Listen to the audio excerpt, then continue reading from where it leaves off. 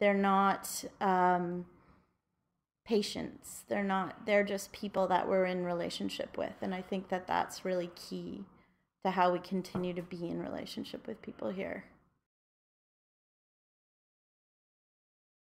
We have a lot of partners, and we spend a lot of time working with different agencies in the neighborhood, and that's a really important, sometimes difficult, sometimes really exciting way of working. So we work a lot with food share because food access has been identified as a major issue in the community. We work with a community health center called Stonegate, which is interested in bringing their services up here. We work with tenants groups in the neighborhood. We work with other arts groups in the neighborhood because if we share resources, we're stronger. We need to share resources. We're all living with very limited resources, and so we need to come together whenever we can.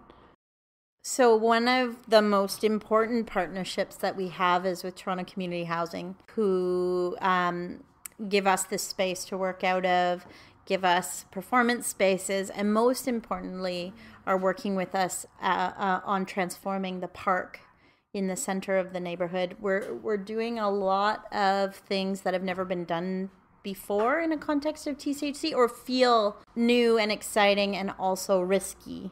And they've been incredibly supportive of that and on board to see that happen. And for that, they've been an incredible partner.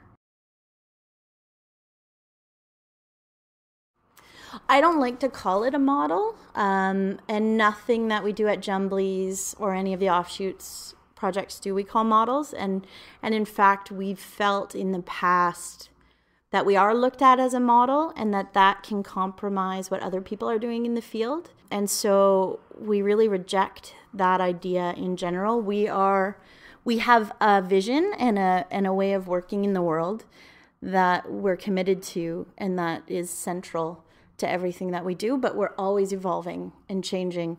And a new situation calls for a new way of working, but grounded in the visions and principles that we grow out of.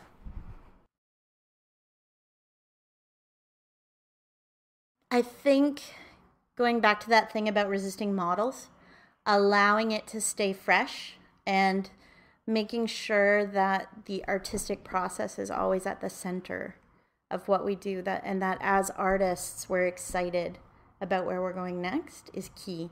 And that is across the board in all of Jumblies projects, that there is the artistic desire is what leads what we do. And so we resist becoming a program that weekly offers, a 2-hour art workshop. We're always trying, and it's very challenging, but we're always trying to lead with our artistic impulses, what we actually want to know, what we actually want to create. And I think that's what keeps us here. There's so much interesting stuff to find out about and to make art about.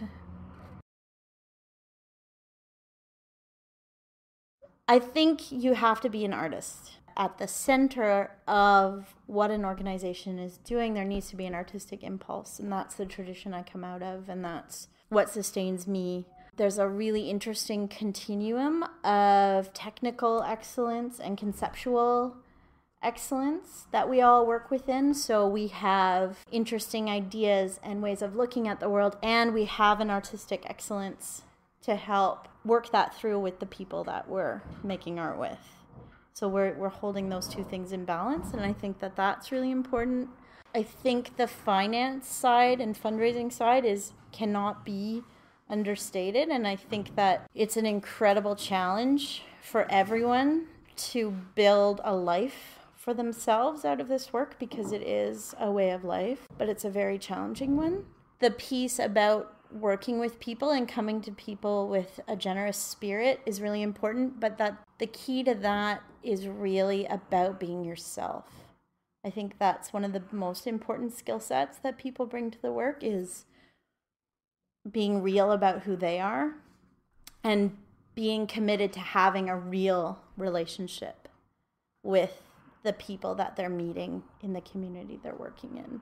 more and more, we are being encouraged to be good managers and to be efficient, and I come and go with that stuff. I do have a real commitment to efficiency and to doing things properly and having a sense of professionalism in what I do, but I always try to remember that we are artists, that we're not social workers, we're not bureaucrats, we're not fundraisers, and we do things differently, and that is what is so powerful about our work.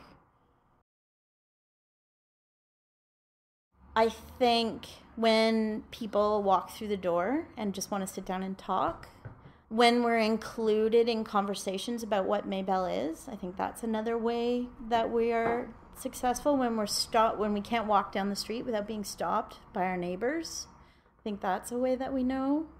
But I don't think you'll ever definitively. We're just doing the best we can.